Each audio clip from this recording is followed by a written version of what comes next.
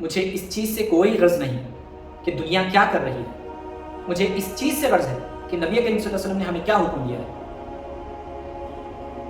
نبی کریم صلی اللہ علیہ وسلم نے حجۃ الوداع کے موقع پر خطبہ ارشاد فرمایا اور فرمایا کہ میں تم میں دو چیزیں چھوڑ کے جا رہا ہوں۔ کیا وہ دو چیزیں دو بزرگ ہیں، دو امام ہیں، دو پیر ہیں، دو مرشد ہیں؟ بالکل بھی نہیں۔ حجۃ الوداع کے موقع پر نبی کریم صلی اللہ علیہ وسلم نے ارشاد فرمایا میں تم میں دو چیزیں چھوڑ کے جا رہا ہوں، ایک اللہ کی کتاب اور دوسری نبی کریم صلی اللہ علیہ وسلم کی سنت۔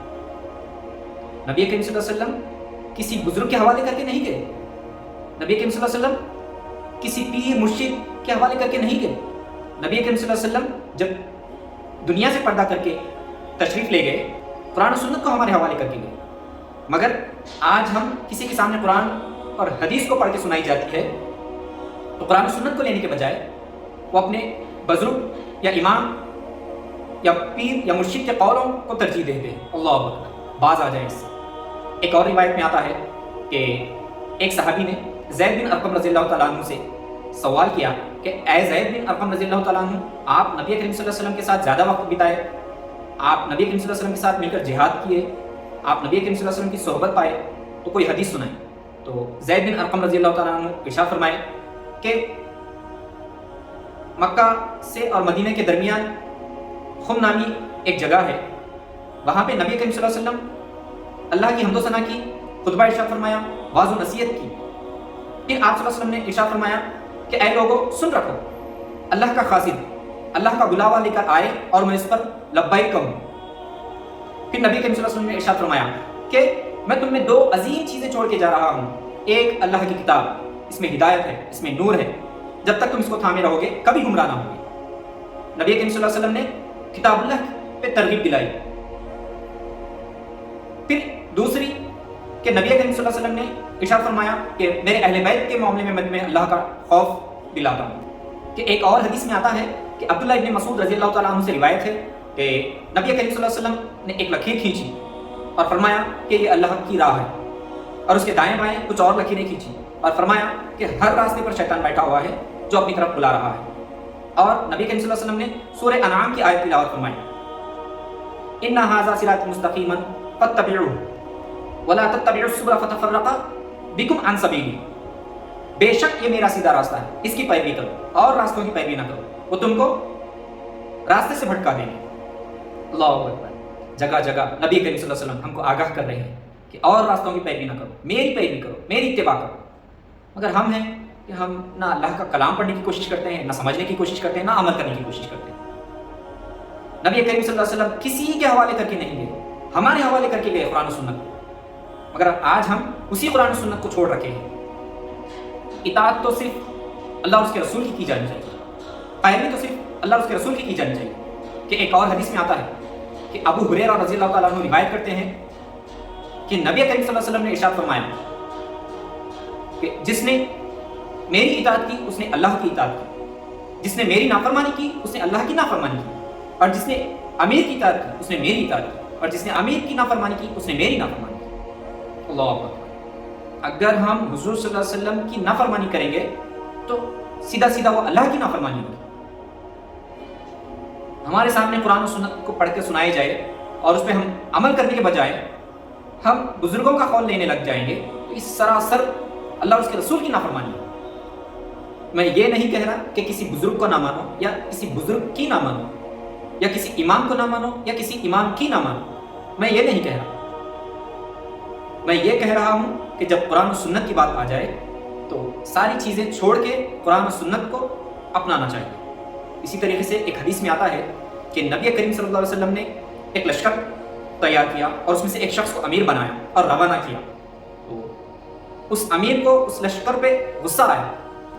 امیر نے حکم دیا، فرمایا کیا نبی کریم صلی اللہ علیہ وسلم نے نہیں فرمایا کہ امیر کی اطاعت کرو؟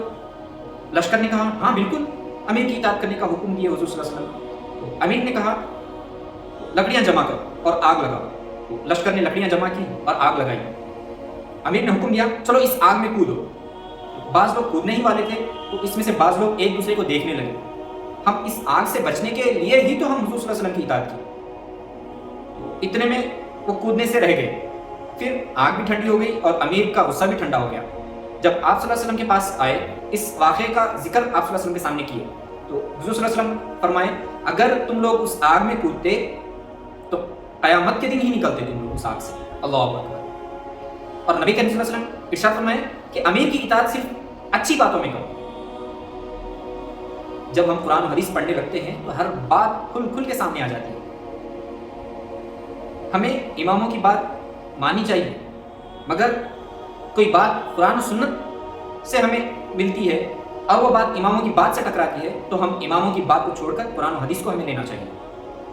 ایک اور حدیث میں آتا ہے کہ جابر بن عبداللہ رضی اللہ تعالیٰ عنہما سے روایت ہے کہ نبی کریم صلی اللہ علیہ وسلم جب کبھی بھی خطبہ ارشاد فرماتے تو آپ صلی اللہ علیہ وسلم کی آنکھیں سرخ ہو جاتی اور آواز میں تیزی ہو جاتی اور غصے میں اضافہ ہو جاتا. گویا یوں محسوس ہوتا کہ نبی کریم صلی اللہ علیہ وسلم دشمن کے لشکر سے خوف دلا رہے ہیں, صبح یا شام کو وہ حملہ کرے گا. اور نبی کریم صلی اللہ علیہ وسلم اپنی شہادت کی انگلی اور درمیانی انگلی کو ملا کر یوں فرماتے کہ مجھے اور قیامت کو اس طرح بھیجا گیا ہے جیسا کہ یہ دونوں انگلیاں ایک دوسرے کے قریب ہیں اور واضح نصیحت کرتے. پھر ارشاد فرماتے اما بعد فإن خير الحديث كتاب الله وخير الهدي هدي محمد وشر الأمور محدثاتها وكل محدثة بدعة وكل بدعة ضلالة وكل ضلالة في النار. سب سے بہترین کتاب اللہ کی کتاب ہے اور سب سے بہترین راستہ حضور محمد مصطفیٰ صلی اللہ علیہ وسلم کا راستہ ہے اور سب سے بدترین کام وہ ہے جو دین میں نئے جاری کیے جائیں اور ہر بدعت گمراہی ہے اور ہر گمراہی جہنم میں لے جانے والی ہے. اللہ اکبر. نبی کریم صلی اللہ علیہ وسلم کہیں بھی یہ ارشاد نہیں فرمائے, کہیں بھی یہ نہیں فرمائے کہ تم کو میں یہ بزرگ کے حوالے کر کے جا رہا ہوں یا فلاں شخص کے حوالے کر کے جا رہا ہوں. نبی کریم صلی اللہ علیہ وسلم جب کبھی بھی فرمائے تو نبی کریم صلی اللہ علیہ وسلم یہ فرمائے کہ میں تم کو تمہارے حوالے قرآن و سنت کو کر کے جا رہا ہوں, اس کو تھامے رہو, اس پہ عمل کرو. مگر ہم ہیں کہ بالکل اس کا الٹ کرتے ہیں. اللہ اکبر. حذیفہ رضی اللہ تعالیٰ عنہ فرماتے ہیں اے قرآن و حدیث پڑھنے والو, اگر تم قرآن و حدیث پر جمع نہ ہوں گے اور ادھر ادھر دائیں بائیں راستہ لوگے تو گمراہ ہوگی, بہت ہی بڑے گمراہ. اللہ اکبر. اللہ عز و جل اور نبی کریم صلی اللہ علیہ وسلم اور نبی کریم صلی اللہ علیہ وسلم کے صحابہ سب یہی ہمیں سکھائے کہ اللہ کی اطاعت کرو اور اس کے رسول صلی اللہ علیہ وسلم کی اطاعت کرو اور خلفائے راشدین کی اطاعت کرو. آج ہم نہ کبھی غور و فکر کرتے ہیں, بس ہمارے بزرگ فرما دیے, ہمارے پیر و مرشد فرما دیے, ہمارے امام فرما دیے, یہی ہمارے لیے قرآن و سنت سے بڑھ کے. اللہ اکبر. نبی کریم صلی اللہ علیہ وسلم کہیں بھی یہ ارشاد نہیں فرمائے, کہیں بھی یہ نہیں فرمائے کہ تم کو میں یہ بزرگ کے حوالے کر کے جا رہا ہوں یا فلاں شخص کے حوالے کر کے جا رہا ہوں. نبی کریم صلی اللہ علیہ وسلم جب کبھی بھی فرمائے تو نبی کریم صلی اللہ علیہ وسلم یہ فرمائے کہ میں تم کو تمہارے حوالے قرآن و سنت کو کر کے جا رہا ہوں, اس کو تھامے رہو, اس پہ عمل کرو. مگر ہم ہیں کہ بالکل اس کا الٹ کرتے ہیں. آئیں قرآن و سنت سے جڑیں, قرآن و حدیث کو پڑھیں, حق اور باطل کا فیصلہ کریں, حق اور باطل کو جانیں. آخر میں اللہ سے دعا ہے کہ اللہ ہمارے ذہنوں کو اور سینوں کو کھول دے, ہم کو شیطان کی شر سے بچا, ہم کو تیری پناہ ملے, تیری عافیت عطا فرما, ہم کو اہدنا الصراط المستقیم پر چلا. آمین. السلام علیکم.